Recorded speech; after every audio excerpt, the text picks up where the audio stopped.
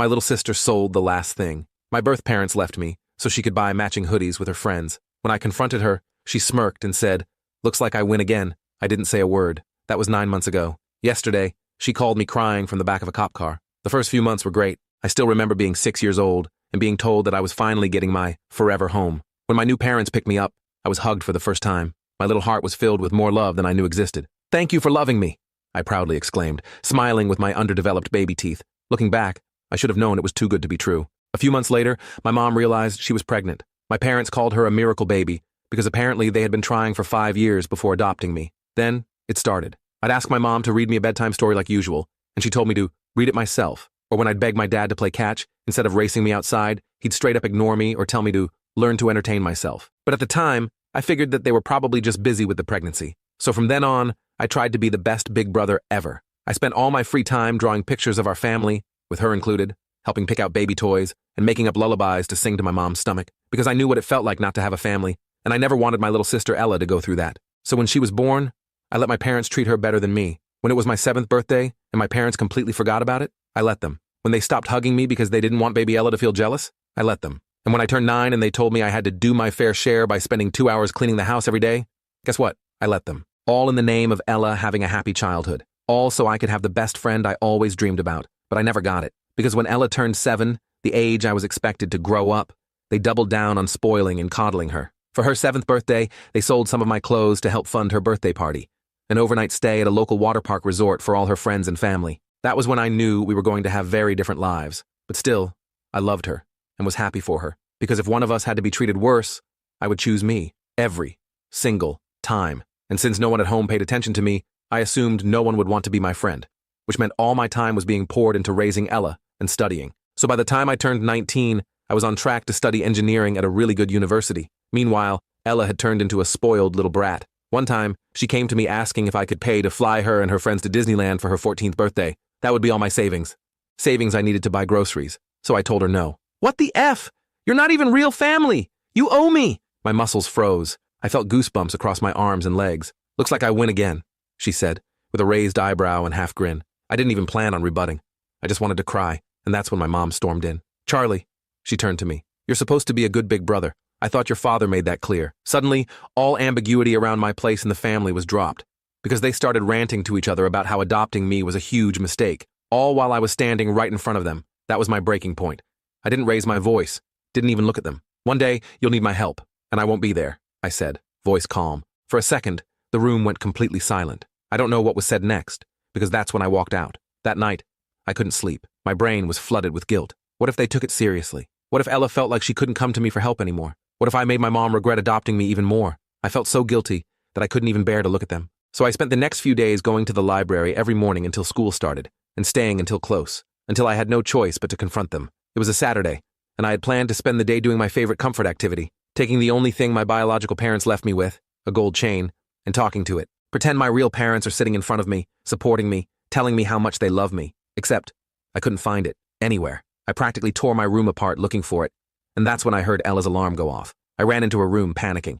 Before I could even say anything, she stopped me. "I'm guessing you're looking for that chain." My knees weakened. Well, I had to do something for my birthday. So I sold it, and me and my friends all got matching designer hoodies. Thanks, BTW. Everything around me went silent. Ella was still talking, proud of herself, completely detached from what that chain meant to me. But I wasn't listening to her anymore. My thoughts were somewhere else, somewhere quieter, colder, because this wasn't about her birthday. This was about the last thing my parents ever gave me, and the second she sold it, something between us snapped, for good. I walked out of her room without saying a word. I could hear her calling after me, but I didn't turn back. I went straight to my room and locked the door. I sat on my bed, staring at the wall, feeling nothing and everything at the same time. That chain was the only physical connection I had to my birth parents, the only proof that they had existed, that they had cared enough to leave me with something. And now it was gone, traded for some stupid matching hoodies that Ella would probably outgrow or get bored with in a month. I pulled out my phone and checked my bank account. I had saved up about $3,200 from odd jobs and birthday money from my grandparents, the Miller's parents, who at least remembered I existed. It wasn't much, but it would have to be enough. I couldn't stay in this house anymore. I started packing my things, only the essentials. Clothes, toiletries, my laptop, and the few books I couldn't bear to leave behind. I could hear the rest of the family downstairs, laughing and talking like nothing had happened. Like they hadn't just taken the last piece of my real family and sold it without a second thought. I was supposed to start college in 3 weeks.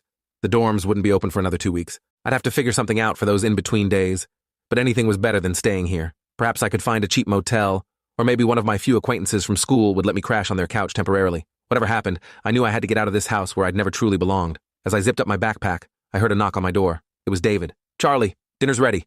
Your mother wants you to come down." My mother. That's a joke.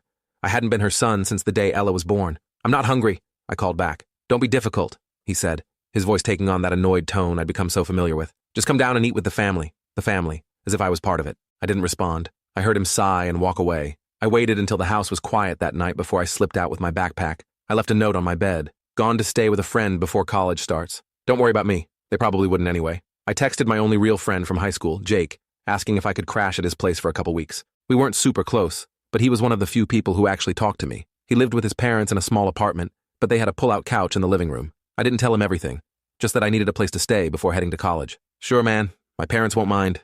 They like you," he texted back. I felt a weight lift off my shoulders. At least I had somewhere to go. I grabbed my backpack and headed out, walking the 3 miles to Jake's place since I didn't want to wake the Millers by starting my car. It was almost midnight when I arrived, sweaty and tired. Jake's mom answered the door in her bathrobe, looking concerned but not surprised. Jake must have told them I was coming. She gave me a quick hug and showed me to the couch without asking too many questions. That night, I slept better than I had in years, even on that lumpy pullout with springs digging into my back. The next morning, I woke up to the smell of bacon and coffee. Jake's mom had made breakfast for everyone, including me. She set a plate in front of me with a smile that reached her eyes. It was such a small thing, but it almost made me cry. When was the last time someone had made breakfast for me without expecting something in return? "Thanks, Mrs. Chen," I said, trying to keep my voice steady. "You're welcome, Charlie. You know you can stay as long as you need to." I nodded, not trusting myself to speak. Jake came in and grabbed some bacon, completely casual, like it was normal for me to be there. His dad joined us a few minutes later, nodded at me, and started talking about the baseball game from last night. No one asked why I was there or how long I was staying. They just accepted me. Around noon, my phone started blowing up with texts from Sarah. I ignored them at first, but they kept coming. "Where are you? Come home right now. We're worried sick. This is completely irresponsible." Sure, now they were worried about me. I turned my phone off and helped Jake's mom with the dishes. Later that afternoon, my phone rang again. It was David this time. I almost didn't answer, but something made me pick up. "Charlie, where the hell are you?" he demanded. I told him I was staying with a friend before college started, just like my note said. "You can't just leave without telling us where you're going. Your mother is beside herself." I almost laughed. "Is she? Or is she just mad that there's no one to do the dishes and vacuum the floors? Don't be dramatic. You need to come home right now." "No," I said, surprising myself with how firm I sounded. "I'm not coming back. I'll pick up the rest of my stuff before I leave for college, but I'm not staying there anymore. This is about that stupid necklace, isn't it? We'll buy you another one." That's when I lost it. It wasn't a necklace. It was a chain, the only thing I had from my real parents, and you can't just replace it. "Your real parents? We're your real parents, Charlie. We raised you." "No, you didn't.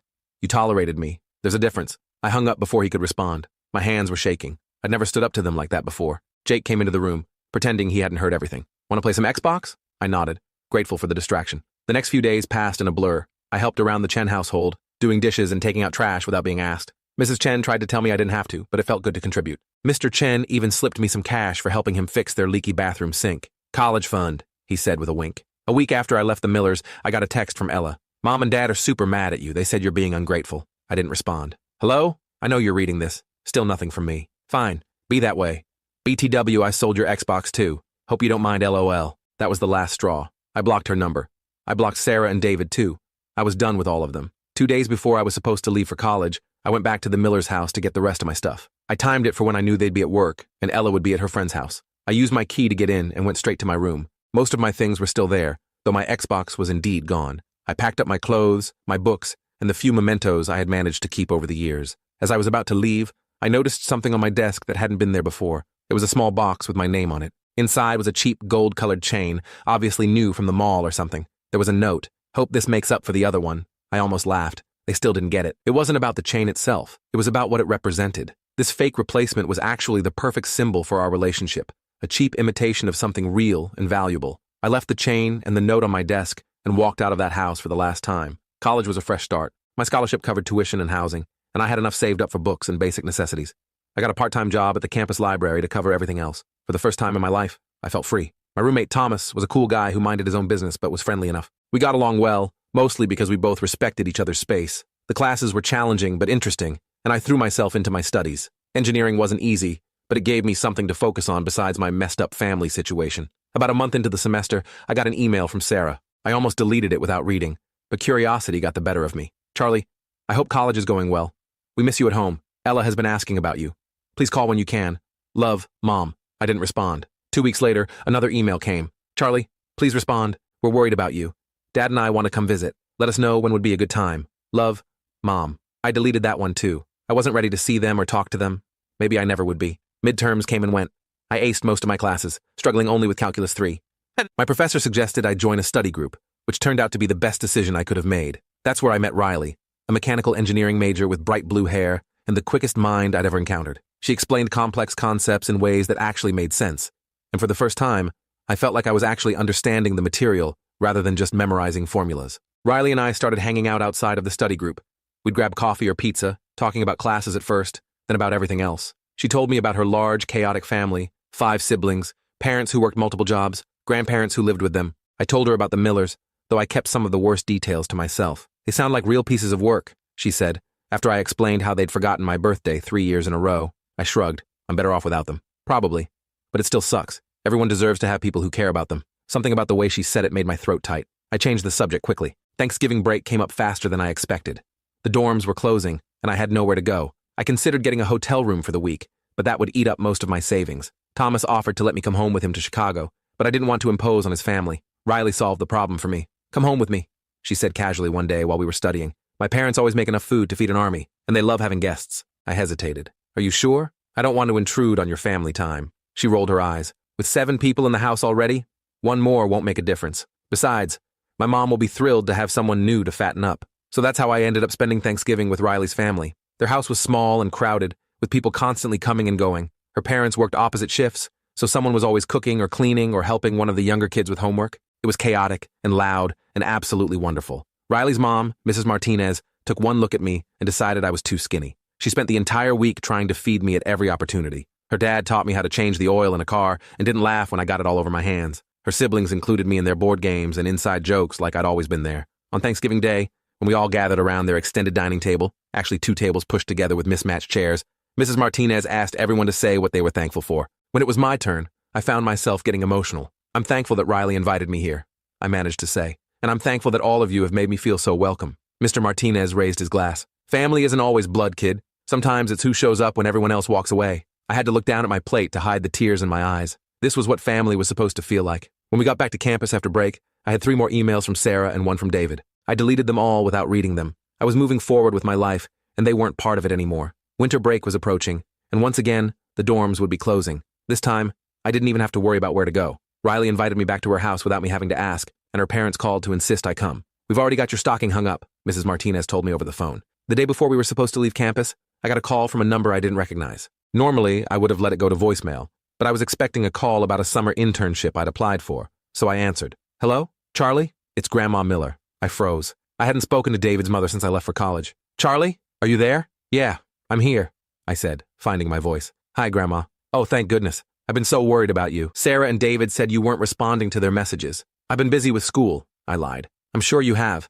Your grandfather and I are so proud of you for getting that scholarship. She paused. We miss you, Charlie. We'd love to see you over the break. I hesitated. I had always liked my grandparents. They'd never treated me differently from Ella, and they always remembered my birthday. But seeing them would mean potentially seeing the rest of the Millers, and I wasn't ready for that.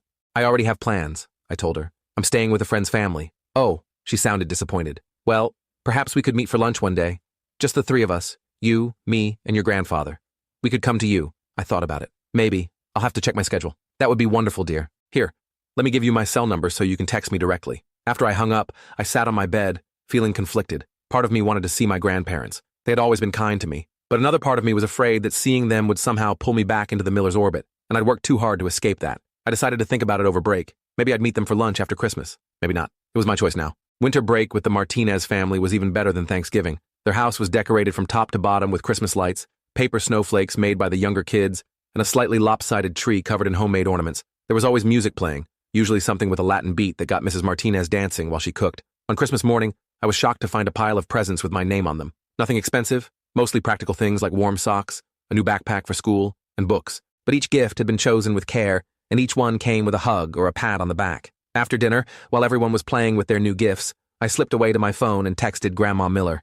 Merry Christmas. I hope you and Grandpa are doing well. She responded almost immediately. Merry Christmas, Charlie. We miss you so much. Are you having a good day? We texted back and forth for a while. She didn't pressure me about meeting up, just asked about school and told me about their quiet Christmas at home. It was nice, uncomplicated. When I went back to the living room, Riley gave me a questioning look. Everything okay? I nodded. Yeah, just wishing my grandparents a Merry Christmas. She smiled. Good. Now come help me beat my brothers at Monopoly. The rest of break passed too quickly. Before I knew it, we were heading back to campus for spring semester. I felt recharged and ready to tackle my classes. I even agreed to meet my grandparents for lunch at a restaurant near campus the following weekend. When I saw them waiting at the table, both looking older than I remembered, I felt a pang of guilt for cutting them out along with the rest of the Millers. They stood up when they saw me, and Grandma Miller hugged me tight. Look at you, she said, stepping back to examine me. College agrees with you. We had a nice lunch, catching up on everything that had happened since I left. They didn't mention Sarah or David or Ella, and I was grateful for that. As we were finishing dessert, Grandma Miller reached into her purse and pulled out a small box. We have something for you, she said, sliding it across the table. I opened it cautiously. Inside was a gold chain, similar to the one Ella had sold, but not exactly the same. This one was heavier, more substantial. It's not the original, I know, Grandpa Miller said quietly, but we wanted you to have something to remember your parents by. I looked up, surprised. How did you know about that? They exchanged a glance. Sarah told us what happened, Grandma said. She feels terrible about it, Charlie. They all do. I closed the box and pushed it back toward them. I don't want their guilt gifts. It's not from them, Grandpa insisted. It's from us. We bought it with our own money because we know how much the original meant to you. I hesitated, then took the box back. Thank you. That's really thoughtful. They smiled, relieved. As we were saying goodbye in the parking lot, Grandma held onto my hand. They miss you, Charlie. They've realized how badly they treated you, and they want to make amends. I shook my head. It's too late for that. It's never too late for family to heal, she said gently. I didn't respond to that. I hugged them both and promised to stay in touch, but I made no promises about reconnecting with the rest of the Millers. As spring semester progressed, I threw myself into my studies and my growing circle of friends. Riley and I were getting closer, though neither of us had made a move to be more than friends. I liked where we were, and I wasn't in a rush to complicate things. In March, I got an email from Sarah with the subject line, "Please read. Important." Against my better judgment, I opened it. Charlie, I don't know if you're reading these emails, but I hope you are. Ella has been having a hard time at school. She's failing several classes and has been getting into trouble. The school counselor thinks she's acting out because she misses you. Would you consider talking to her just once?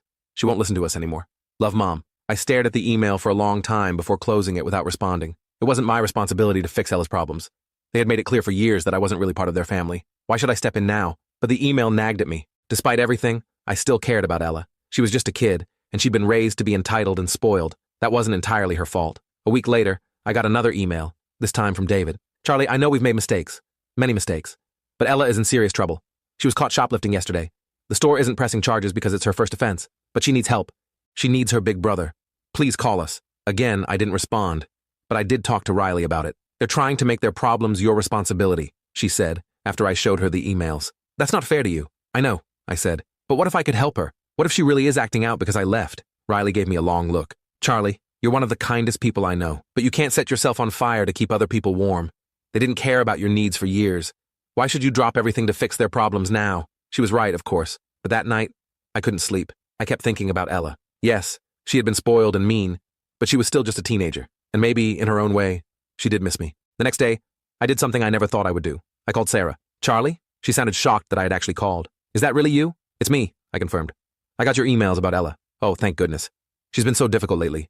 We don't know what to do with her. What exactly is going on? I asked. Sarah launched into a litany of complaints. Ella was failing classes, talking back, breaking curfew, hanging out with the wrong crowd. The shoplifting incident had been the last straw. We've tried everything, Sarah said, sounding desperate. Taking away her phone, grounding her. Nothing works. The only person she ever listened to was you. I doubted that was true, but I didn't argue. What do you want me to do about it? I'm 3 hours away at college. Could you come home for a weekend? Just to talk to her? I almost laughed. Home? That hasn't been my home for a long time, Sarah. There was a pause. I know we've made mistakes, Charlie. We've realized that since you left. We miss you. All of us do. I find that hard to believe. It's true. Please, just come for a day. Talk to Ella. Then you can go back to college and never speak to us again if that's what you want. I thought about it. I'll think about it, but I'm not promising anything. After I hung up, I sat on my bed, wondering if I was making a huge mistake. Part of me wanted to help Ella. Another part of me was afraid that if I went back, I'd get sucked into their dysfunction again. I talked it over with Riley, who was concerned. If you do this, you need to set clear boundaries, she said. Go for the day, talk to Ella, and leave. Don't stay overnight. Don't let them guilt you into anything else. I know, I assured her. I'm not the same person who left last summer. I won't let them manipulate me again. So the following Saturday, I borrowed Thomas's car and drove the 3 hours back to the town where the Millers lived. I didn't tell them exactly when I was coming. I just texted Sarah that morning. I'll be there around noon. I'm only staying for a few hours. As I pulled up to the house, my stomach was in knots. I hadn't been back since I'd grabbed the last of my things before college. It looked exactly the same from the outside, but it felt completely different to me now. This wasn't my home anymore. It was just a house where I used to live. I took a deep breath and knocked on the door. Sarah answered almost immediately, like she'd been waiting by the window. "Charlie?" she said, her eyes filling with tears. "You came." I nodded, not trusting myself to speak. She stepped aside to let me in, and I walked into the house that had never really been my home. I stepped into the living room and immediately noticed how quiet it was. No TV blaring, no music, no Ella shouting at her friends on the phone, just silence. "Where's Ella?" I asked, getting straight to the point. "In her room," Sarah said. "She doesn't know you're coming.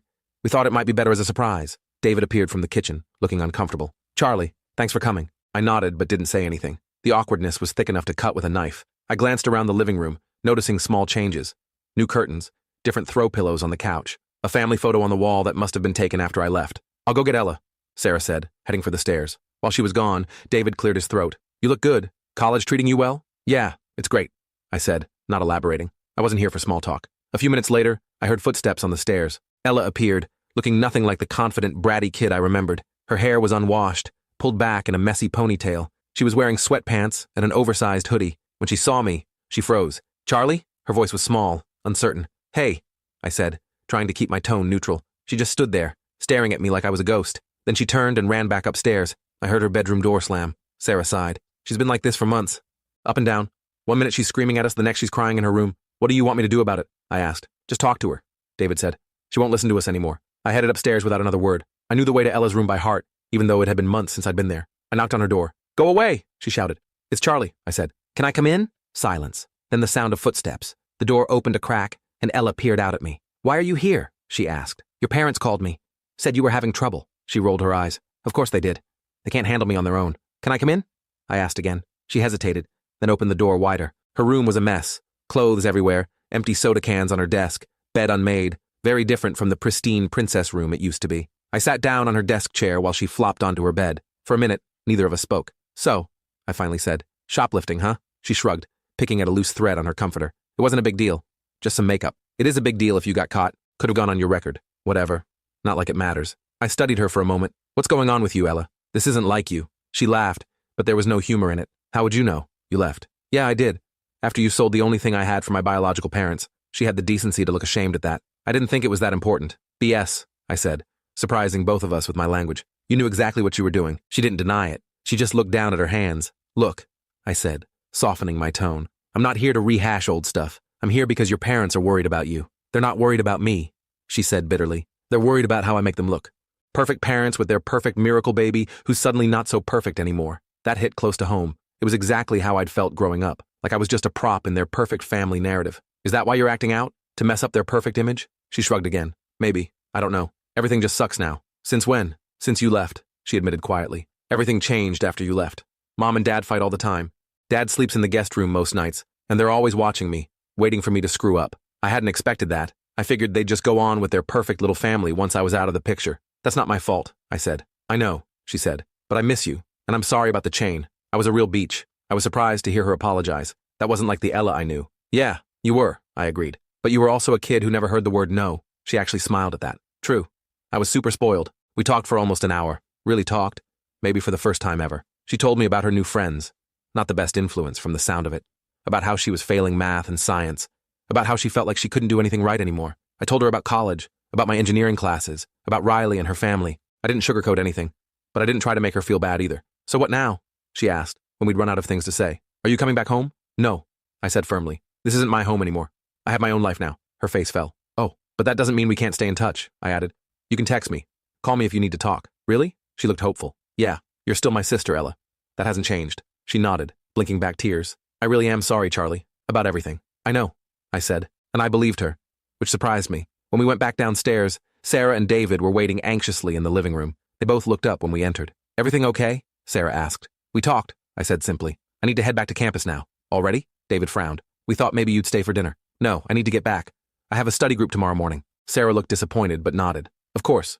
Your studies come first." As I was getting ready to leave, Ella surprised me by giving me a hug. "Thanks for coming," she whispered. I hugged her back, realizing it was the first time we'd hugged in years. "Remember what I said. You can call me anytime." Sarah walked me to the door. "Charlie, before you go, your father and I want to apologize. For everything. We know we treated you unfairly." I looked at her. Really looked at her. She seemed sincere, but it was too little. Too late. "I appreciate that," I said, "but it doesn't change anything. We'd like a chance to make it up to you," David said, joining us at the door. "To be a family again." I shook my head. "I have a family now." People who actually care about me. They both flinched at that, but I didn't regret saying it. It was the truth. Take care of Ella, I said. She needs parents, not friends. Set some boundaries. Be consistent. They nodded, looking lost. I almost felt sorry for them. Almost. I drove back to campus, feeling lighter somehow. Seeing the Millers again had confirmed what I already knew. I was better off without them. But talking to Ella had been good. Maybe there was hope for her yet. When I got back to my dorm, Riley was waiting for me in the common room. How'd it go? She asked. I filled her in on everything as we walked to the cafeteria for dinner. She listened without interrupting, which was one of the things I loved about her. So you're going to stay in touch with Ella? She asked when I finished. Yeah, I think so. She's just a kid, you know? And maybe if she has someone to talk to who isn't Sarah or David, she'll get her act together. Riley smiled. You're a good brother, Charlie, even after everything they put you through. The next few weeks were busy with midterms and projects. Ella texted me a few times, mostly normal teenage stuff. She was trying harder in school, she said. Had broken up with her boyfriend who was kind of a loser anyway. It wasn't deep conversation, but it was something. Sarah emailed me once, asking if I'd reconsider coming home for spring break. I politely declined, telling her I was going to Riley's again. She didn't push it, which I appreciated. My grandparents continued to reach out regularly. I met them for lunch again, and this time, it was easier. They didn't mention Sarah or David, and I was grateful for that. They were the only part of the Miller family I still wanted in my life. As the semester wound down, I started making plans for the summer. I'd landed an engineering internship in the same city as our university, which meant I could stay in the area. Riley had gotten a research position on campus, so she'd be around too. One evening in late April, Riley and I were studying in the library when my phone rang. It was Ella. I almost sent it to voicemail. We were in the quiet zone. But something made me answer. Hello? I whispered, stepping out into the hallway. Charlie? Ella's voice was shaky. Can you talk? Yeah. What's up? Mom and Dad are getting divorced. I wasn't entirely surprised, given what Ella had told me about them fighting, but I was surprised that they'd actually made the decision. Are you okay? I asked. I don't know, she said. Dad moved out last week. Mom's been crying a lot. It's weird. I'm sorry, Ella. That's rough. Yeah. She was quiet for a moment. Dad wants me to live with him, but his new place is across town. I'd have to change schools. What do you want to do? I don't know. Mom needs me, but it's hard being around her right now. She's so sad all the time. We talked for almost an hour. I mostly just listened. When we finally hung up, I went back into the library to find Riley packing up our stuff. Everything okay? She asked. The Millers are getting divorced, I told her. Wow. How do you feel about that? I thought about it. Honestly, I don't really feel anything. It's not my problem anymore. But that wasn't entirely true. I did feel something for Ella, caught in the middle of her parents' mess. The next day, I got a call from David. I almost didn't answer, but curiosity got the better of me. Charlie, I know you probably don't want to hear from me, he started, but I'm calling about Ella. What about her? Sarah and I, we're separating. Getting divorced, actually. Ella's taking it pretty hard. She told me, I said. Oh, he sounded surprised. Well, I'm worried about her. She's shutting down again, not talking to either of us. What do you want me to do about it? I asked, echoing my question from months ago. I was hoping maybe she could visit you for a weekend, get away from all this for a bit. I hadn't expected that. Visit me? At college? Just for a weekend. She looks up to you, Charlie. More than you know. I thought about it. My dorm wasn't set up for visitors, but Riley had mentioned her parents were coming to visit in a few weeks and had rented an Airbnb. Maybe Ella could stay there with them. Let me see what I can arrange, I said. No promises. After talking to Riley and her parents, we worked it out. Ella would come the same weekend as the Martinez family. She could stay with them at the Airbnb, and we'd all hang out together. When I told Ella the plan, she actually sounded excited for the first time in months. Really? I can come visit you at college? Yeah, but you'll be staying with my friend's family, not in my dorm. And you have to be on your best behavior. These people are important to me. I will. I promise. The weekend of the visit arrived quickly. I was nervous about Ella meeting Riley's family. What if she reverted to her spoiled brat persona? What if she embarrassed me? But I needn't have worried. From the moment David dropped her off at the Airbnb, Ella was polite and friendly. She helped Mrs. Martinez make dinner, played board games with Riley's younger siblings, and didn't complain once about the cramped quarters. On Saturday, we all went to a local fair. Ella stuck close to me, taking everything in with wide eyes. At one point, she pulled me aside. Your friend's family is really nice, she said. Yeah, they are. Is this what a normal family is like? The question caught me off guard. I don't know if there's such a thing as a normal family, but they're good people. They care about each other. She nodded thoughtfully. I wish our family had been more like this. Me too, I admitted. By Sunday afternoon, when it was time for Ella to go home, she seemed reluctant to leave. She hugged everyone goodbye, including Riley's parents, whom she'd just met 2 days ago. Can I come visit again sometime? She asked me, as we waited for David to pick her up. We'll see, I said. Maybe this summer? When David arrived, he looked surprised to see Ella smiling and relaxed. Looks like you had a good weekend, he said. The best, she replied. Charlie's friends are awesome. As they were leaving, David pulled me aside. Thank you for this, Charlie. I haven't seen her this happy in months. I just nodded. I wasn't doing it for him. Over the next few months, Ella and I stayed in regular contact. She visited twice more, once during the summer when I was working my internship, and again just before her school started in the fall. Each time, she seemed more mature, more thoughtful. The Millers' divorce was finalized in August. Ella decided to live primarily with Sarah but spent weekends with David. She told me it was working out okay, though she missed having everyone under one roof. Sarah and David both tried to reconnect with me several times, but I kept them at arm's length. I was civil when we had to interact because of Ella. But that was it. Some wounds were too deep to heal completely. As for me, I was thriving. My internship turned into a part-time job I could do during the school year. My grades were excellent, and Riley and I had finally admitted our feelings for each other and started dating. One day in October, I got a small package in the mail. It was from Ella. Inside was a gold chain, not my original one, but similar. There was a note. I saved up my allowance for 6 months to buy this. I know it can't replace the one I sold, but I wanted you to have it. Love, Ella. I put it on immediately and sent her a photo. Her response came back quickly. Looks good, big brother. That chain wasn't just a piece of jewelry. It was a reminder that sometimes family isn't who raises you. Sometimes it's who you choose to keep in your life. And sometimes it's who fights to be there even after everything falls apart. I may have lost my adoptive parents, but I gained something better. A real sister, friends who became family, and the knowledge that I was worthy of love all along.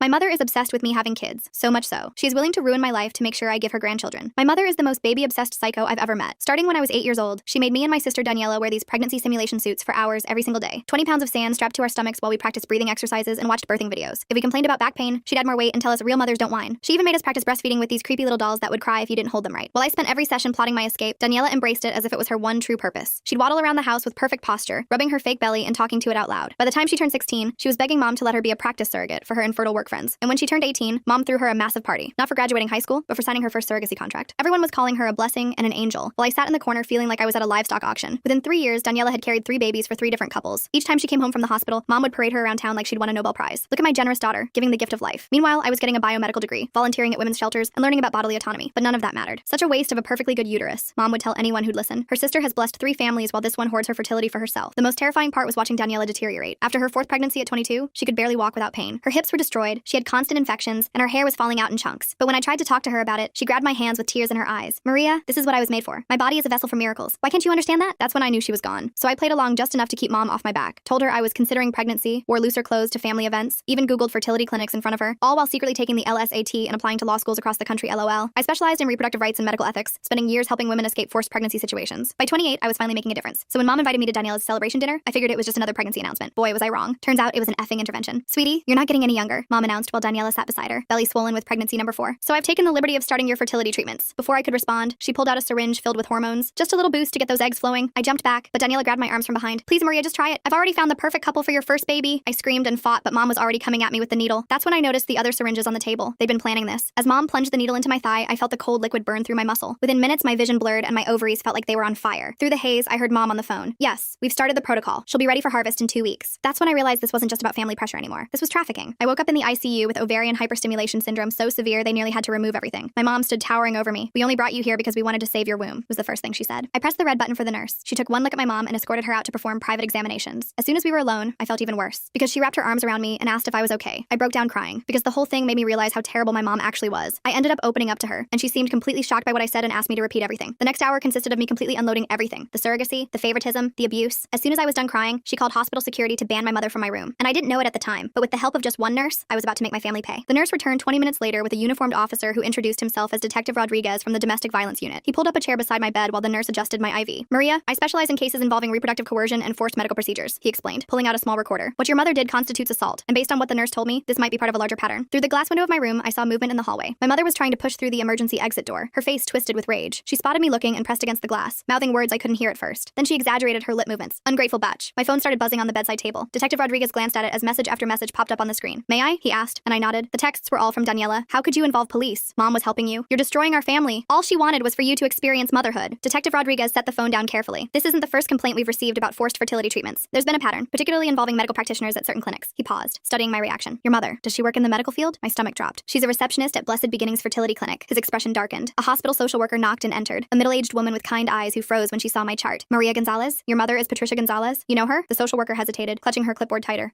We've had some interactions. Let me get you some resources. She fumbled through her papers, clearly uncomfortable. Detective Rodriguez made notes while I described the intervention dinner. The social worker kept glancing at the door, and I noticed her hands shaking slightly as she handed me pamphlets about domestic violence resources. I need to check something, I said, reaching for my phone. I logged into my medical portal, scrolling through recent documents. There it was, dated 3 months ago, right after I'd casually mentioned to Mom that James and I were thinking about our future. My medical power of attorney had been changed to my mother. This isn't my signature, I said, showing them the document. The handwriting was similar to mine, but slanted differently, the way someone might write if they were tracing. Before anyone could respond, a man in an expensive suit strode into the room. I'm representing Patricia Gonzalez. I understand there's been a misunderstanding regarding my client's daughter's medical care. care. That was fast, Detective Rodriguez muttered. The lawyer smoothed his tie. Maria is clearly suffering from hormone-induced psychosis. Her mother was simply trying to help when Maria became violent. We're requesting an immediate psychiatric evaluation. I'm not psychotic, I protested. The hormones in your system suggest otherwise. Ovarian hyperstimulation can cause severe mood disturbances, paranoia, even hallucinations. The hallway suddenly filled with noise. Daniela appeared with 5 small children clinging to her maternity dress. Aunt Maria needs help, she announced loudly to anyone who would listen. She's been struggling with jealousy issues for years. Hospital security arrived, trying to maintain order as the children started crying. Daniela bounced the youngest on her hip while rubbing her pregnant belly with her free hand. I grabbed my phone to call my law firm, needing backup. The receptionist answered on the second ring. Oh, Maria, your mother called earlier. She explained about your situation. Don't worry. We're handling your caseload while you recover. What? No, I'm fine. I need to speak to... The partners think it's best if you focus on getting better. Your mother said the breakdown was quite severe. I hung up, my hands trembling. Through the window, I watched my mother pull something from her purse, showing it to her lawyer. Keys, my apartment keys, my car keys. She started reciting something, and though I couldn't hear her, I recognized the pattern. She was listing my work schedule. Monday, she has court at 9. Tuesday is client meetings until 6. Wednesday, she volunteers at the women's shelter. The lawyer nodded along, taking notes. James burst through the door, still in his work clothes. Maria, I got your text. What's... But Daniela intercepted him in the hallway, placing a manicured hand on his arm. I couldn't hear what she was saying, but I saw her gesture toward me, then touch her temple in the universal sign for crazy. She pulled out her phone, showing him something on the screen. The nurse who'd been helping me earlier returned with a plastic bag. These are the belongings you came in with, she said, but her expression was troubled. She pulled out several glossy brochures from Blessed Beginnings Fertility Clinic. Those aren't mine, I said immediately. She unfolded one of the brochures. Inside was a consent form for egg retrieval, dated last week. The signature matched the one on my power of attorney document. The hospital administrator appeared in the doorway, a thin woman with a practiced smile. Given the circumstances and the family's concerns, we think it might be best to transfer Maria to our psychiatric ward for a full evaluation, just as a precaution. Through the glass, my mother smiled. Detective Rodriguez stood up. She's not going anywhere without a court order. Of course, the administrator said smoothly. We're simply considering all options for Maria's well-being. My phone buzzed again. This time it was my law school mentor, Professor Chen. Just got off the phone with your mother. She's very concerned about your pregnancy delusions. Said you've been fixating on having a baby, but your body won't cooperate. Is everything okay? I wanted to scream. Every avenue of my life was being systematically poisoned. I looked at Detective Rodriguez, then at the social worker who still wouldn't meet my eyes, then at James in the hallway with Daniela still whispering in his ear. The evaluation, I said suddenly. I'll do it. I'll prove I'm competent. The lawyer smiled. Excellent. Dr. Margaret Whitfield will perform the evaluation. She's the best in the state. The name sounded familiar. Then it hit me. Mom's book club. Dr. Whitfield had been coming to our house for monthly meetings for over a decade, but it was too late to take it back. The administrator was already making arrangements, and my mother's smile through the glass had turned triumphant. The nurse squeezed my hand as she checked my IV one more time. She leaned close, pretending to adjust my pillow. Whatever happens, don't sign anything else, she whispered. And check your phone's location settings. Someone's been tracking you. As everyone filed out to make arrangements for my evaluation, I noticed something else. Daniela was showing James her phone again, and this time I caught a glimpse of the screen. It was a text conversation, but not recent ones. These were from 2 years ago, when James and I had first started dating, and I'd mentioned that maybe someday, far in the future, we might want kids. She was building a case that I'd always wanted children, that this was all my own frustrated desire manifesting as paranoia. And from the look on James's face, it was working. The psychiatric evaluation was scheduled for tomorrow morning. As I lay in that hospital bed, watching my mother orchestrate my destruction through a pane of glass, I realized the true horror of my situation. She'd been planning this for years, waiting for the perfect moment to spring her trap, and I'd walked right into it. The psychiatric evaluation was set for 8 a.m. I spent the night rehearsing answers in my head, trying to anticipate Dr. Whitfield's questions. The nurse from earlier shift had slipped me a sedative, whispering that I'd need rest to appear stable, but sleep wouldn't come. Every time I closed my eyes, I saw my mother's triumphant smile through that glass. Around 3 a.m., my phone lit up with an Instagram notification. Daniela had posted a photo from last month's family dinner. There I was, slumped in my chair, eyes glazed. The caption read, praying for my sister's fertility journey. Some women struggle more than others to accept their maternal calling. Posted 3 weeks ago, but I was just seeing it now. The comments were full of sympathy for her and concern for me. I scrolled through her feed with growing horror. She'd been documenting my journey for months. Photos of me at family gatherings, always looking tired or distracted, captions about my baby fever and fertility struggles. In one video, I was playing with her youngest daughter, and Daniela had added text overlay. She'll be such a good mom when she stops fighting nature. My work email pinged, then pinged again and again. I opened it to find my inbox flooded with messages. The subject lines made my blood run cold. Thinking of you during this difficult time. Take all the time you need. Your health comes first. My mother had sent an email to my entire firm from my account. I read it with shaking hands. Dear colleagues, I'm writing to inform you that I'll be taking an indefinite leave of absence to address some personal health matters. As many of you know, I've been struggling with fertility issues and the emotional toll has become overwhelming. My family is helping me get the treatment I need. Please redirect all urgent matters to the managing partners. Thank you for your understanding during this difficult time. Maria. The timestamp showed it was sent at 2:47 a.m. While I was lying here wide awake. I tried to log into my work account to send a retraction, but my password had been changed. My hands fumbled with the password reset, but the recovery email had been switched to one I didn't recognize. My mother had locked me out of my own professional life. 3 of my clients had already responded with supportive messages. Women I'd helped escape abusive situations, now believing I was having a mental health crisis. One wrote, I always sensed you carried deep pain about motherhood. Please don't let it consume you like it almost consumed me. The irony made me want to vomit. By 6 a.m., the psychiatric ward's morning shift was arriving. I watched through my door's window as staff members whispered to each other, glancing in my direction. News traveled fast in hospitals. They all knew I was the woman who'd attacked her mother for trying to help with fertility treatments. A breakfast tray arrived, but I couldn't eat. My hands shook too badly to hold the plastic spoon steady. When I tried to drink the juice, I noticed a bitter aftertaste and set it down immediately. After what I'd learned about the drugging at family dinners, I couldn't trust anything. Detective Rodriguez arrived at 7:30, looking exhausted. I've been investigating all night, he said quietly, pulling his chair close. Your mother's name appears in several concerning patterns at that fertility clinic. But Maria, he hesitated. The evidence is complicated. She's been very careful to make everything look like loving family support. What kind of patterns? I asked. Young women, mostly from troubled backgrounds, who suddenly decide to become egg donors or surrogates after meeting with clinic staff. Your mother often handles their intake paperwork. He showed me a folder. But here's the problem. They all sign consent forms. They all pass psychological evaluations. On paper, everything looks legitimate, because the system is designed to protect the clinic, not the women, I said. He nodded grimly. I need more evidence to build a case, but right now, I'm more concerned about getting you through this evaluation safely. Dr. Whitfield arrived precisely at 8 a.m., carrying a leather briefcase and wearing a sympathetic smile that didn't reach her eyes. She was exactly as I remembered graduated from Mom's book club meetings, silver-haired, professionally dressed, with reading glasses on a pearl chain. Maria, dear, she said warmly, your mother has told me so much about your struggles. Detective Rodriguez started to object, but she held up a manicured hand. I'm afraid this evaluation must be conducted privately. Standard protocol. I'm staying, he said firmly. Then I'll have to note in my report that the patient required police supervision, which suggests violent tendencies. Her smile never wavered. Your choice, detective. He looked at me, jaw clenched. I nodded slightly. We both knew she'd already made up her mind about her report. Having him removed would just give her more ammunition. After he left, Dr. Whitfield settled into the visitor's chair and opened her briefcase. Inside, I glimpsed what looked like completed forms. The evaluation results, already written. Now then, she began, pulling out a tablet. Let's talk about your relationship with motherhood. For the next hour, every question was a trap. When I explained I'd chosen career over children, she typed notes about defensive rejection of femininity. When I mentioned helping women escape reproductive coercion, she murmured about projection of internal conflicts. When I tried to tell her about the forced injection, she asked if I often felt persecuted by maternal figures. Your mother mentioned you've been playing with dolls recently, she said, studying me over her glasses. What? No, I haven't. She found them in your apartment. Baby dolls, hidden in your closet. She showed me a photo on her tablet. 3 dolls I'd never seen before, tucked behind my winter coats. It's quite common for women experiencing fertility grief to regress to childhood coping mechanisms. I stared at the photo, my mind racing. The dolls were positioned carefully, as if someone had staged them. One was holding a tiny bottle. Another had a miniature diaper bag. The third was wrapped in a blanket that looked handmade. Those aren't mine, I said. Denial is also common, doctor. Whitfield replied, typing rapidly. Maria, there's no shame in wanting children, but when that desire becomes so overwhelming that you lash out at family members trying to help, she injected me with fertility hormones against my will. She tried to give you a vitamin supplement, according to witnesses. You became violent and had to be restrained. She tilted her head sympathetically. The mind can play tricks when we're under stress. Sometimes we misinterpret loving gestures as attacks. My phone buzzed. A notification from my bank. A large withdrawal from my savings account. When I tried to check it, Dr. Whitfield reached over and gently took the phone. Let's focus on our conversation, she said, placing it in her briefcase. Tell me about your jealousy toward Daniela. I'm not jealous of my sister. 7 successful pregnancies, a loving family, the admiration of your community. She leaned forward. Meanwhile, you've dedicated your life to preventing other women from experiencing motherhood. Don't you see the connection? Every protest I made was twisted into evidence of my instability. By the time she finished, she painted a picture of a woman so consumed by fertility grief that she constructed an elaborate persecution fantasy, rather than admit her own desires. I'm recommending a 72-hour hold for observation, she announced, closing her tablet. With continued therapy, I believe we can help you work through these delusions. You can't do this, I said. I know my rights. Of course you do, dear. You've spent years studying law to compensate for what you perceive as your feminine failures. She stood, smoothing her skirt. The hold begins immediately. Psychiatric transport will be here within the hour. After she left, I grabbed the room's phone to call someone, anyone, but who? My firm thought I was having a breakdown. My boyfriend was being poisoned against me by my sister. My bank accounts were being drained. Even my mentor had been reached by my mother's campaign. The transport team arrived while I was still holding the dead phone. 2 orderlies with kind faces and firm grips. They spoke to me like I was fragile, dangerous, unpredictable. The nurse who'd helped me earlier was nowhere to be seen. As they prepared me for transport, I saw my mother in the hallway. She was talking to Dr. Whitfield, occasionally dabbing at her eyes with a tissue. The concerned mother, bravely handling her daughter's mental health crisis. Other staff members patted her shoulder sympathetically. The psychiatric ward was in a separate building, connected by an underground tunnel. The fluorescent lights hurt my eyes as they wheeled me through. The orderly pushing my wheelchair hummed tunelessly. The sound echoed off the concrete walls, mixing with the squeak of wheels and the distant clang of doors. My new room was small and sterile. White walls, a narrow bed with restraint straps visible, a small window with reinforced glass. They gave me paper scrubs to wear and took my belongings for safety reasons. The nurse doing intake was young, efficient, and clearly uncomfortable. Any history of mental illness? She asked. Number of sewer slide attempts? Number of violent episodes? No. Wait, they're saying I attacked my mother, but I'll put down one recent episode. She typed quickly. Dr. Whitfield's orders say you're to have no visitors except family for the first 24 hours. No phone calls. It's for your own stability. That's illegal. I have the right to contact my lawyer. She bit her lip. I'll have to check with the attending physician about that. But the attending physician was conveniently unavailable, as were the patient advocates, the ward administrator. Everyone who might help was somehow unreachable. I was trapped in a bureaucratic maze designed to look like treatment. My mother arrived that afternoon with a suitcase. I brought you some comfortable clothes, she announced, setting it on the bed, and some photos of Daniela's babies. I thought they might help you remember what we're working toward. She unpacked methodically. Maternity clothes, all in my size. Prenatal vitamins, a journal titled My Fertility Journey, with the first several pages already filled out in handwriting that looked almost like mine. Photos of babies I'd never met, labeled with names like your nephew and your godson. The retrieval is scheduled for next week, she said conversationally, hanging up a dress clearly designed for a pregnant woman. Dr. Martinez at the clinic is very optimistic about your egg quality. 28 is still young enough for excellent results. I'm not consenting to egg retrieval. Of course not, dear. Not in your current state. She smoothed the dress on its hanger. That's why I've petitioned for temporary medical conservatorship, just until you're thinking clearly again. She pulled out a folder thick with documents. Legal forms, medical papers, psychiatric evaluations. My signature on half of them, forged but convincing. A paper trail stretching back months, documenting my supposed descent into fertility obsession. Your work friends have been so supportive, she continued. Several have written letters for the conservatorship hearing. They've noticed your preoccupation with pregnancy for some time, apparently. All those pro bono cases for pregnant women, they thought you were working through something personal. I watched her redecorate my psychiatric room into a nursery in waiting. She'd brought a small ultrasound photo in a frame, labeled Baby Gonzalez with next month's date, a mobile with tiny elephants, a book about pregnancy nutrition, each item carefully chosen to support her narrative. Daniela sends her love, Mom said, pulling out her phone. She's been so worried about you. She showed me a video. Daniela in a hospital bed, surrounded by flowers, cradling her newest baby. Hi, Maria, my sister said to the camera, her voice weak but warm. I just wanted you to know that I love you. And when you're ready, there's a wonderful couple waiting to give your babies all the love in the world, just like mine are getting. Don't fight this, okay? Let Mom help you. She only wants what's best. The baby in her arms started crying. Daniela winced as she adjusted her position, and I saw the flash of pain across her face. The camera shook slightly. Whoever was filming had noticed too. Then the video cut off. She's so brave, Mom said, tucking the phone away. 5 pregnancies now, and she never complains, unlike some people. A commotion in the hallway interrupted her. Raised voices, then the sound of security being called. Through the small window in my door, I saw the nurse who'd helped me in the ICU being escorted out by security. She was carrying a box of personal items, her face flushed with anger. My mother followed my gaze and smiled. Oh yes, she was let go this morning. HIPAA violations, I heard. Sharing patient information without authorization. Such a shame. She seemed like a nice girl. The message was clear. Anyone who helped me would pay the price. After Mom left, I tried to sleep but couldn't. The bed was too too firm, the room too bright, the sounds of the ward too unsettling. Someone down the hall was crying. Another patient kept asking for their mother. The night nurse did checks every hour, shining a flashlight through the window. Around midnight, a different nurse slipped into my room. She was older with graying hair and tired eyes. I don't have long, she whispered, but I knew your nurse friend. She asked me to give you this. She pressed a small piece of paper into my hand. A phone number, nothing more. Call it when you can, she said. Not from here. They monitor the ward phones, but when you get out, she glanced nervously at the door. There are more of us than you think. Women who've seen what happens at that clinic. We've been too scared to speak up. She left as quickly as she'd come. I memorized the number and then tore the paper into tiny pieces, flushing them down the toilet. Evidence of conspiracy, my mother would call it. Proof of paranoid delusions, Dr. Whitfield would say. The next morning brought group therapy. 6 women in a circle, sharing their struggles. The therapist, a young man with an earnest face, encouraged us to explore our relationships with femininity. When my turn came, I stayed silent. Anything I said would be documented, twisted, used against me. Maria is working through some fertility grief, the therapist explained to the group. Sometimes that manifests as rejection of traditional female roles. One of the other women, barely out of her teens, looked at me with sympathy. I get it, she said. I used to think I didn't want kids either, but therapy helped me realize I was just scared of not being good enough. I wanted to scream that not wanting children was a valid choice, that femininity wasn't defined by reproduction, that I was here because I'd helped too many women escape exactly this kind of pressure. But I just nodded and let them draw their own conclusions. Lunch was in a common room with barred windows. I picked at the food, still paranoid about substances. My table mate, an older woman with hollow eyes, leaned over conspiratorially. First time? She asked. I nodded. Word of advice, agree with everything they say. Fastest way out is through compliance. She stirred her pudding absently. I've been here 6 times. Keep fighting my daughter about custody of my grandkids. But this time, I'm gonna play along. Tell them I understand boundaries. Accept my role. Her laugh was bitter. Whatever gets me out, right? That afternoon, I had individual therapy with Dr. Whitfield. She'd set up a permanent office on the ward to better serve my patients. The walls were covered with inspirational posters about motherhood and healing. Your mother tells me you were asking about the retrieval procedure, she began. I wasn't. It's natural to be curious. Many women find that understanding the medical process helps alleviate their fears. She pulled out a brochure from Blessed Beginnings. The clinic has an excellent success rate, and the couple your mother has selected is just lovely. He's a doctor, she's a teacher. They've been trying for 5 years. I'm not donating my eggs. Of course not. You're donating the possibility of life. There's a difference. She made a note on her pad. Maria, I want you to try something. Close your eyes and imagine holding your biological child. Even if another woman carries them, they'll still be yours in the way that matters. I kept my eyes open, staring at her diplomas on the wall, all from respectable institutions, all legitimate. This wasn't some back alley operation. It was a fully licensed psychiatrist in an accredited hospital doing exactly what the system allowed her to do. Resistance is normal, she continued. But I think deep down, you know your mother is right. You've spent so many years fighting your nature that you've convinced yourself the fight is the purpose. But what if you just let go? James came during visiting hours, but I was told family only. Daniela arrived instead, moving slowly, one hand supporting her belly. She'd brought her 5 children, who fidgeted uncomfortably in the sterile visiting room. Aunt Maria is sick, she told them, but she's getting better. The oldest, a girl about 6, studied me solemnly. Grandma says you're going to have babies soon too. That's right, sweetheart, Daniela said before I could respond. Aunt Maria just needs some help remembering how much she wants them. She'd brought photos from our childhood, the 2 of us with those horrible pregnancy suits, but she'd edited them somehow. In these versions, I was smiling, playing along, happy. Remember how you used to name your pretend babies? She asked. You had a whole list. Emma, Sophia, little James Jr. If it was a boy. That was you, I said quietly. Those were your names. No, Maria. She pulled out a notebook, weathered and familiar. My childhood diary. She opened it to pages I didn't remember writing. Lists of baby names and handwriting that looked like mine but wasn't. See? You've always wanted this. The stress just made you forget. The children watched our exchange with wide eyes, learning, absorbing, seeing how Aunt Maria was being helped to remember her true purpose. The oldest kept glancing at her mother's swollen belly, then at my flat stomach, confusion clear on her face. After they left, I found myself in the bathroom, staring at my reflection. The fluorescent lights made me look pale, hollow, like the other women on the ward. I wondered how many of them were here for similar reasons, how many had fought too hard against expectations and ended up labeled as crazy. That evening, there was an incident. A new patient, young and terrified, had been brought in screaming about being forced to have a baby. Security had to restrain her while nurses administered sedatives. Through my cracked door, I heard fragments of her story. Religious parents, pregnancy pact, escape attempt. By morning, she was calm, compliant, sitting in group therapy talking about how she'd misunderstood her family's love. Sometimes we perceive care as control, the therapist said, nodding approvingly. But with medication and therapy, we can learn to accept support. I watched her carefully, the slight tremor in her hands, the delayed responses, the way she agreed with everything, even contradictory statements. They'd medicated her into submission, and everyone pretended it was healing. My own medication arrived with breakfast, just to help with the anxiety, the nurse explained. I recognized the pills, mild sedatives, nothing too serious. But I knew they were just the beginning. Refuse too long, and they'd find reasons for stronger interventions. I palmed the pills, pretended to swallow. Later, I'd flush them like the phone number, but I couldn't keep this up forever. Eventually, they'd do mouth checks, inject medications, find ways to ensure compliance. The conservatorship hearing was in 3 days. Dr. Whitfield assured me it was just a formality, and that I didn't need to attend. Your mother will handle everything. You just focus on getting better. But I knew what that hearing meant. Once she had conservatorship, she could consent to anything on my behalf. Egg retrieval, hormone treatments, even forced pregnancy if she found a suitable way to frame it as therapeutic. That night, I lay awake planning. Not escape, that would only prove my instability, but compliance. Strategic, calculated compliance that might get me released before the hearing. I'd have to become what they wanted to see. A woman who'd accepted her true desires, who understood her mother's love, who was ready to embrace motherhood. The performance would have to be perfect. One slip, one moment of resistance, and I'd be here indefinitely. But if I could convince them I'd had a breakthrough, shown proper gratitude for their help, maybe, just maybe, I could get out in time to fight the conservatorship. I thought about all the women I'd helped over the years, how many had been in similar positions, trapped by family expectations, medical systems, legal frameworks that prioritized reproduction over autonomy. I'd fought for them in courtrooms and shelters. Now I had to fight for myself with the only weapons left, manipulation and lies. The irony wasn't lost on me. To prove I was sane, I had to act crazy. To maintain my autonomy, I had to surrender it. To escape my mother's control, I had to embrace everything she wanted me to be. Tomorrow, I'd start my performance, cry in therapy about my empty womb. Thank Dr. Whitfield for helping me see the truth. Ask Daniela for advice about egg donation. Let my mother dress me in those maternity clothes and tell her how right they felt. Every word would burn. Every gesture would betray everything I believed. But it was the only way out that didn't involve a needle in my arm and stirrups in an operating room. The night nurse did her check, flashlight sweeping across my face. I kept my breathing even, feigning sleep. Down the hall, someone was crying again. again, or maybe still. In places like this, the crying never really stopped. 3 days. I had 3 days to convince them I was cured of the terrible affliction of not wanting children. 3 days to perform the most important act of my life. The real tragedy was that I knew I could do it. Years of watching Daniela had taught me exactly what to say, how to act, what they wanted to see. I could become the perfect patient, grateful for their intervention, eager to fulfill my biological destiny. And maybe that was the worst part. Not that they were trying to break me, but that I knew exactly how to let them think they'd succeeded. The next morning, I woke with newfound determination. During group therapy, I raised my hand for the first time. I think I understand now, I said, letting my voice crack. All these years, I've been running from what I really wanted. The therapist leaned forward eagerly. Tell us more, Maria. I described a fabricated dream about holding a baby, watching the other women nod knowingly. When Dr. Whitfield arrived for our session, I was ready. I want to apologize, I began, twisting my hands in my lap. You were right. I've been using my career to avoid facing my fertility grief. She practically glowed. This is wonderful progress, Maria. For the next hour, I fed her exactly what she wanted to hear. How jealous I'd been of Daniela's pregnancies. How my work with reproductive rights was really about controlling what I couldn't have. By the end, she was typing furiously, documenting my breakthrough. I think we should tell your mother, she said. She'll be so relieved. When Mom arrived that afternoon, I was wearing one of the maternity dresses she'd brought. The fabric hung loose on my frame, but I kept rubbing my flat stomach the way I'd seen Daniela do countless times. Oh, sweetie, Mom said, tears in her eyes. You look so natural. I let her hug me, fighting the urge to push her away. I'm sorry I fought you, I whispered. You were just trying to help. She pulled back, studying my face. For a moment, I thought she saw through the act. Then she smiled and pulled out her phone. Daniela needs to hear this, she said, already dialing. I spent the rest of the day performing, asking Mom about the egg retrieval process, looking at photos of the couple who wanted my eggs, even practicing breathing exercises from those horrible childhood sessions. Dr. Whitfield was so impressed that she mentioned possibly expediting my release. If you continue showing this level of insight, we might not need the full 72 hours. That night, I couldn't sleep. Tomorrow was crucial. I needed to maintain the performance while somehow getting access to a phone or computer. The conservatorship hearing was in 2 days, and I had to find a way to contest it. The next morning brought a surprise. James arrived during visiting hours, and this time they let him in. He looked exhausted, conflicted. Your mom said you're doing better, he said carefully. I wanted to scream the truth, but I knew they were probably monitoring us. Instead, I reached for his hand. I've been so confused, I said, but I'm starting to understand what I really want. He studied my face, and I tried to communicate silently. His eyes widened slightly. Did he understand? Maybe when you get out, we can talk about our future, he said slowly. I'd like that, I replied, squeezing his hand 3 times. Our old signal for play along. After he left, I felt a spark of hope. Maybe he hadn't completely bought Daniela's lies. That afternoon, I convinced the ward staff to let me use the computer in the day room to research fertility options. Instead, I quickly logged into my email through a web browser. My password still worked on my personal account. I fired off a message to a colleague who specialized in conservatorship law, keeping it vague but urgent. Then I checked my bank accounts. More money had been withdrawn. At this rate, I'd be broke within a week. Finding good information? A nurse asked, approaching. I quickly switched tabs to a fertility clinic website. Just learning about the process, I said brightly. She smiled and moved on. I had maybe 5 more minutes before someone got suspicious. I navigated to the court website and found the conservatorship filing. My mother had claimed I was gravely disabled due to fertility-related psychosis. The hearing was scheduled for tomorrow at 2 p.m. I memorized the case number and courtroom, then cleared the browser history. If I could just get released in the morning, I might make it to court. That evening, Dr. Whitfield called an emergency session. My stomach dropped. Had they discovered my computer use? Your mother told me you've been asking about specific fertility clinics, she said. I'm so pleased with your progress that I'm recommending immediate release. I blinked. Really? You'll need to continue outpatient therapy, of course, but I think you're ready to take the next steps in your journey. She smiled. Your mother has already made an appointment at Blessed Beginnings for tomorrow afternoon. Tomorrow afternoon, the same time as the conservatorship hearing. That's wonderful, I managed to say. I was released the next morning at 9 a.m. Mom was waiting with a bouquet of flowers and a gift bag. I bought you some prenatal vitamins, she said, handing me the bag. Just to prepare your body. I smiled and accepted them, already planning my next move. Mom, I need to stop by my apartment first. Change clothes, feel normal again. Her smile faltered. Oh, but we have appointments. Please, I said, channeling Daniela's manipulation tactics. I want to look my best when we go to the clinic. This is such an important day. That worked. She drove me to my apartment, though she insisted on coming inside. While she waited in the living room, I locked myself in the bathroom and called the colleague I'd emailed. Maria, I got your message. The hearing is at 2 p.m., right? I'll be there. I can't make it, I whispered. My mother will have me at the fertility clinic. Can you file an emergency motion? Without you present, it's harder, but I have evidence, I interrupted. Check my work email. Password is, I gave her my credentials. There's a folder labeled personal. Everything's there. I hung up as Mom knocked on the door. Everything okay, sweetie? Just nervous. I called back. I emerged to find her rearranging my bookshelf, removing my law texts and replacing them with pregnancy guides she'd brought. Much better, she said. Now, let's get you changed. She'd brought an outfit, a flowing dress that suggested fertility and femininity. I put it on, playing the part. We arrived at Blessed Beginnings at 1:30. The waiting room was full of hopeful couples and young women who looked vaguely disconnected. I recognized the look from my years of advocacy work. Patricia, a nurse greeted my mother warmly. And this must be Maria. We've heard so much about you. They whisked me back for preliminary testing, while Mom filled out paperwork. The nurse chattered about success rates and happy families while drawing my blood. Your mother says you're eager to help a special couple, she said. Very eager, I lied. At 2:15, I asked to use the bathroom. Instead, I slipped out a side door and called a rideshare. The courthouse was only 10 minutes away. I burst into the courtroom at 2:25. The judge was already speaking, my mother at the petitioner's table with her lawyer. My colleague stood at the respondent's table, looking relieved to see me. Your Honor, she said quickly, my client has arrived. Mom's face went white, then red. She's supposed to be at the clinic. Interesting, the judge said dryly. Ms. Gonzalez, are you here of your own free will? Yes, Your Honor, and I'd like to contest this conservatorship petition. The next hour was brutal. Mom's lawyer presented Dr. Whitfield's evaluation, the psychiatric hold, my confession of wanting children. But my colleague countered with the evidence I'd gathered, the forged signatures, the timeline of Mom's planning, the pattern of coercion at the clinic. Your Honor, I said when given the chance to speak, I don't have fertility grief. I have a mother who's built her entire identity around her daughter's reproductive capacity. She drugged me, forged documents, and orchestrated an elaborate campaign to destroy my credibility when I refused to participate in her breeding agenda. Mom started crying. I just wanted grandchildren. Is that so wrong? You have 5 grandchildren, I pointed out. Through Daniela, who can barely walk anymore because of what you've done to her body. She chose that life, did she? Or did you condition her from age 8 to believe she had no other value? The judge called for order. After reviewing the evidence, including the hair follicle test results my colleague had subpoenaed, he made his decision. The petition for conservatorship is denied, he said firmly. Furthermore, I'm issuing a restraining order. Ms. Patricia Gonzalez, you are to have no contact with your daughter Maria. Mom wailed. Her lawyer whispered urgently in her ear, but the decision was final. As we left the court, courthouse, I saw Daniela in the parking lot, struggling to get out of her minivan with her swollen belly. She'd brought all 5 children. How could you? She called out. Mom loves us. She loves what our bodies can do for her, I replied. There's a difference. The oldest child, the 6-year-old girl, tugged on Daniela's dress. Mommy, why is Grandma crying? Daniela didn't answer. She couldn't. Because how do you explain to a child that they're being groomed for the same fate? I walked away, my colleague beside me. What now? She asked. Now I file a complaint with the medical board about blessed beginnings, I said, and I start documenting everything for the civil suit. What about your sister? I looked back at Daniela, still standing by her van, children clustered around her like shields. I can't save someone who doesn't want to be saved, but maybe I can protect her daughters. That evening, James came to my apartment. We sat on my couch, the same one where Mom had probably planted those dolls, and talked for hours. I almost believed them, he admitted. The texts, the photos, the stories, it all seemed so real. That's how good manipulators work, I said. They take a grain of truth and build a mountain of lies. He stayed the night. Not romantically, neither of us were ready for that. But having someone there who believed me, who saw through the gaslighting, made me feel human again. The next few weeks were a blur of legal filings. Therapy, real therapy, not Dr. Whitfield's manipulation, and slowly reclaiming my life. My firm welcomed me back after I explained the situation. Several of my clients reached out, apologizing for doubting me. The investigation into Blessed Beginnings revealed what I'd suspected, a pattern of targeting vulnerable women, often referred by concerned family members like my mother. The clinic was shut down pending review. Mom tried to contact me through flying monkeys, mutual acquaintances, distant relatives, even my childhood priest. Each time, I documented it for the restraining order file. Daniela gave birth to her 6th child 6 weeks later. I heard through the grapevine that there were complications, bad ones. She survived, but barely. The doctors told her no more pregnancies. I wanted to feel vindicated, but I just felt sad. She was my sister, despite everything. And now she was facing the reality of a body destroyed in service of someone else's vision. 3 months after the conservatorship hearing, I got a call from an unknown number. I almost didn't answer, but something made me pick up. Aunt Maria? A small voice said. It's Emma, Daniela's oldest daughter. Hi, sweetheart, I said carefully. Is everything okay? Mommy's sick again, and Grandma keeps talking about when I'm older and can have babies. Her voice dropped to a whisper. I don't want to be like Mommy. My heart broke and soared simultaneously. You don't have to be, Emma. You can be whatever you want. Can I come see you sometime? Mommy says you're dangerous, but you don't seem dangerous. I'd love that, I said. But we need to make sure it's okay with your mom first. It wasn't okay, of course, but Emma kept calling secretly from a friend's phone or the school office. I became her safe harbor, the aunt who told her she had value beyond her uterus. 6 months later, at a family funeral, not Mom's side, thankfully, I saw Daniela. She was in a wheelchair, her body finally refusing to cooperate with her martyrdom. She looked at me across the church, and for the first time in years, I saw my sister. Not the breeding machine Mom had created, but the girl who used to sneak into my room during thunderstorms. She didn't speak to me, but she didn't look away either. A year after everything happened, I was at a coffee shop when a young woman approached me. She looked familiar, but I couldn't place her. You're Maria Gonzalez, she said. You helped my friend escape her family. They were trying to force her to be a surrogate for her sister. I'm glad she got out, I said. She did, because of you. Because you fought back and made it public. She paused. I'm supposed to start fertility treatments next week. My mom's been planning it for years, but after seeing what happened to you, what you survived, I think I'm going to run instead. I gave her my card. Call me if you need help. She left, and I sat there thinking about cycles, how they perpetuate until someone breaks them, how the breaking hurts everyone involved, how sometimes the only victory is preventing the next generation from suffering the same fate. My phone buzzed. A text from Emma, now 7 and sneaking her mom's phone. Grandma says I'm going to be a wonderful mother someday. I told her I want to be a lawyer like you instead. She got really mad. I smiled and typed back, good for you, kiddo. Stand your ground. The war wasn't over. It never really ends when family is involved, but battles had been won. Boundaries had been set, and somewhere out there, girls were learning they had options beyond what their bodies could produce for others. That had to be enough.